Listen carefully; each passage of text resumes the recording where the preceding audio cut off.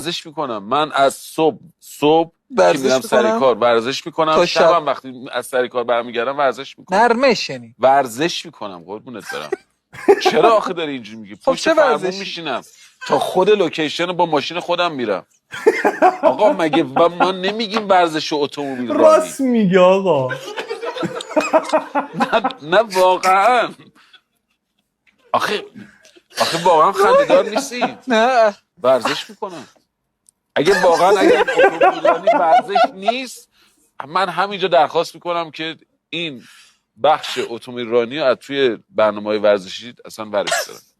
نه ورزش ورزشی دیگه. بله کلاژ میگیری، ترمز میکنی، فرمونو به خدا خوب ورزش دیگه. آقا شما مگه نگیرید توی پارک چند نفر دارن یه چیزی اینجوری میچرخونن؟ بله اون تمرین اتومبیل رانیه دیگه. خب دیگه ما هم با فرمون داریم همون کارو میکنیم. تازه بعضی موقع یه دفعه تصمیم اینا میبره خیلی سفت میشه. هیدرولیکت هم کار نمیکنه، تمام بازوها درد میگیره. باید شبش بریم منیزیم بخوریم.